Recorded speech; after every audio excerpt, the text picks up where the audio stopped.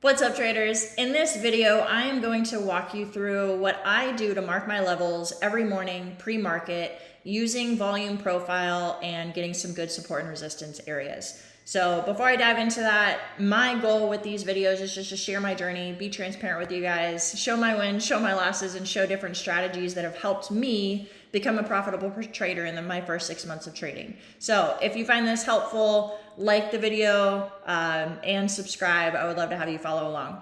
All right, so let's dive into this. Every morning pre-market, this is how I find my support and resistance levels for really powerful trades, knowing when to enter, knowing when to exit my trades. So number one, if you guys have been following me, you know I use visible range volume profile. I will zoom out to either the 15-minute or the 30-minute chart and find support and resistance levels with the visible range volume profile.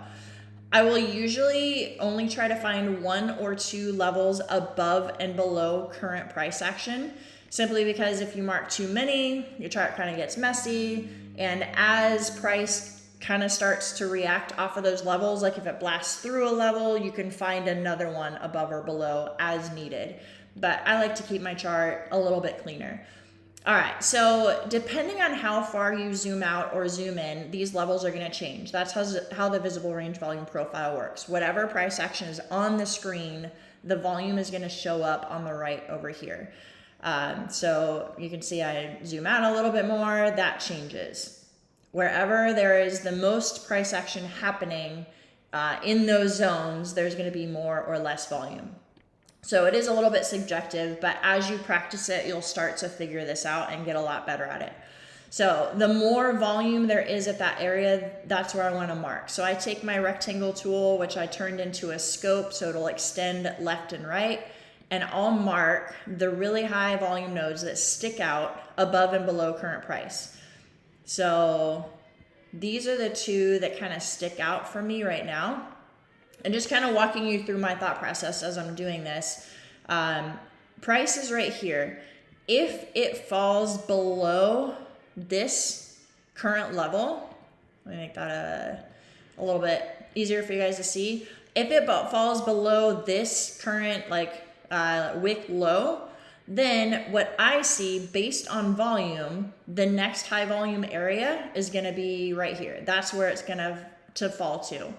And that actually, if you're a fair value gap trader, you can see that right here, there is a fair value gap, right?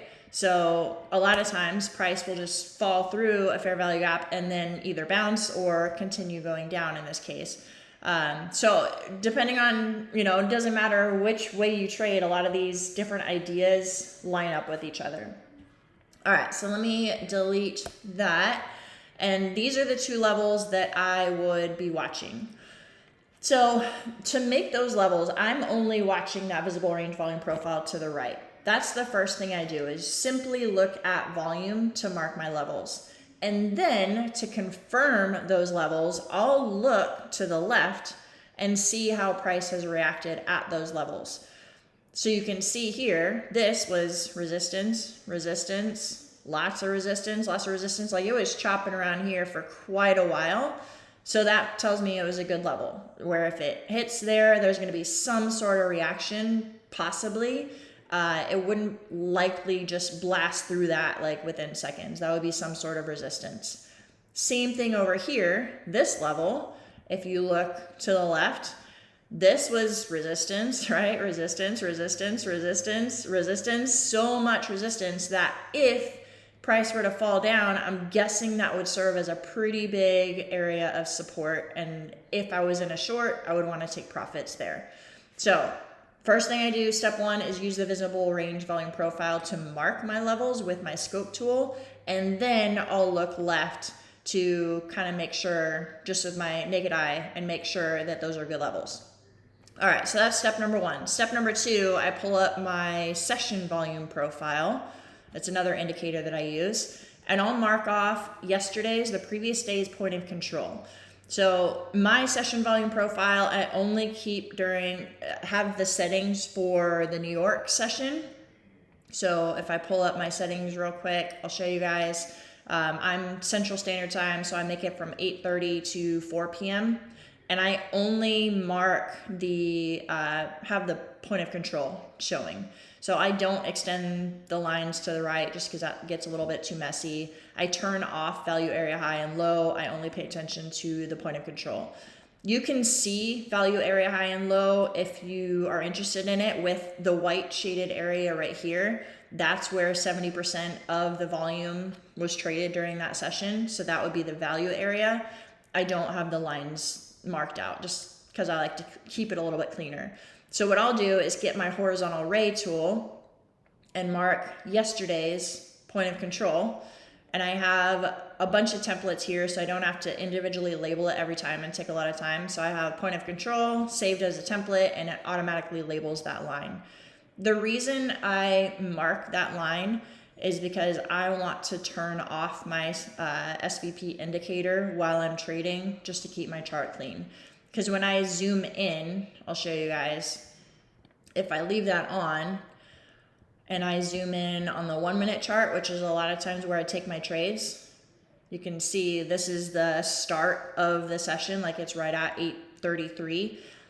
It kind of just makes my chart too cluttered. I don't want that to be turned on, so I'll turn that off. All right, so that's how I mark yesterday's point of control. The last thing I'll do to mark my levels is turn on my trading sessions indicator, and I'm gonna mark the overnight highs and lows.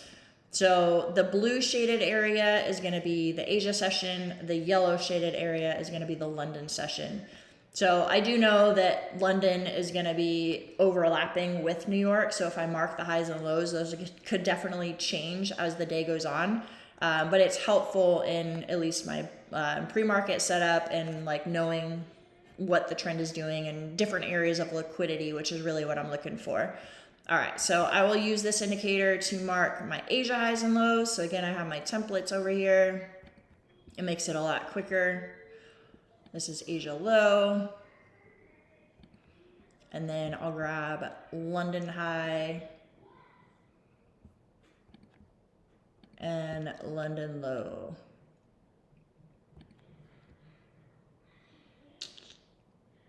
All right, cool. And the reason I mark those levels is because, again, I want to turn this indicator off while I'm trading because that's just too much noise on the screen. All right, so this is what I'm starting out with. One thing I'll tell you is, going along with the theme of me liking to keep my chart a little bit cleaner, this area right here is obviously an area of importance. So my visible range volume profile scope rectangle that I made, that's right in line with the London high and the Asia low. So in my mind, if price continues to trend up, that's going to be an area of at least temporary resistance. The reason I'm telling you that is because I don't want to have so many lines all in one place. I'm probably going to delete this London high because a London high to me means that that's probably going to be an area of liquidity grab for NQ where there might be some resistance. Might, of course, price can do different things. But I already know that based on this shaded area that I've already marked. So I don't need to have extra stuff going on there. One last thing that I'll do is as soon as market opens at 8:30, so if you look at this candle right here, I'm actually going to zoom into the 1 minute chart. I'm going to add an anchored VWOP. So this is actually, I'll show you over here under, where is it? I have it favorited, so I don't remember where it is. There we go. It's under the projections tool, anchored VWOP.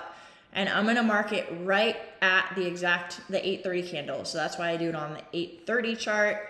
And then I personally make it blue. So I have them color coded. Blue is the New York anchored VWAP, and then I have yellow is my like news candle anchored VWAPs. So that's how I set up my charts each morning. And then what I'm doing is just watching for liquidity grabs, right? So let me adjust this a little bit so you can kind of see how it would work as I'm trading. So if price starts to trend up, I'm guessing it would reject from there. That could be a possible short area. If price trends down and has a strong reaction off of this area right here, and maybe it shoots up, that could be a potential long area.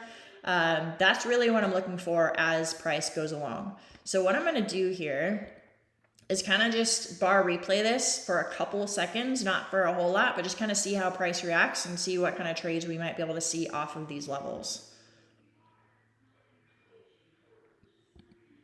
All right, cool. So check that out. That was London low. It kind of grabbed that liquidity a little bit and it shot back up. And now it is above that New York VWOP. This is the 5-minute chart. I would have been trading on the 1-minute chart. So I'm actually going to zoom that a little bit. So grabbing that liquidity, going back up above New York high, I probably would have taken a long there. And now look, at that gray shaded area, Asia low area, it's having some sort of resistance so far. Obviously that's just the 1-minute chart. Let's play a little bit more and see. Resistance so far, but it looks like it's maybe consolidating to go up above. No, still resisting, still rejecting. Rejecting. So this is where I would not be trading. I'd be watching to see what kind of reaction it has. This is a big thing. So with levels, you don't want to take an immediate trade off of this, right? You want to see how price reacts off of it. And right now, it hasn't really shown much of a reaction. It's above the anchored VWAP, so I'm not bearish, but it's not breaking above that resistance, so I'm not bullish. This is something you just have to wait and react and see how price reacts.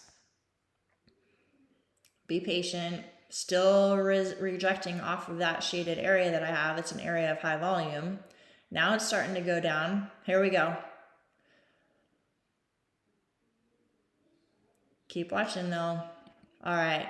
So the reason I would not have taken a short here is because it was still above that anchored VWAP, right? So price is still bullish in my mind. It's still trending up slightly. It's still not completely rejecting down, like sellers are not showing up heavily. When it's just kind of consolidating in this area, I am actually thinking it's going to go up because sellers are not strong enough to get the buyers. What I'm saying is sellers are not strong enough to bring price down. Like buyers are winning. They're consolidating in this area. So that's kind of what I would have expected is a long there. I probably wouldn't have taken it because there wasn't enough like a good risk to reward there. Because let me get my projection tool.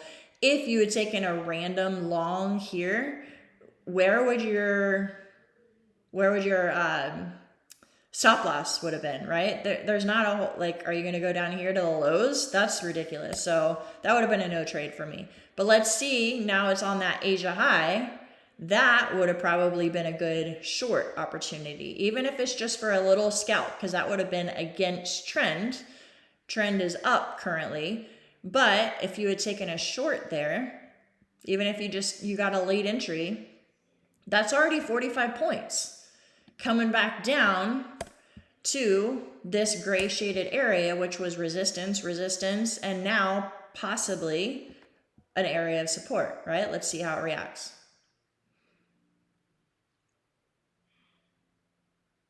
At that VWAP, and now it's starting to go back up. It's holding,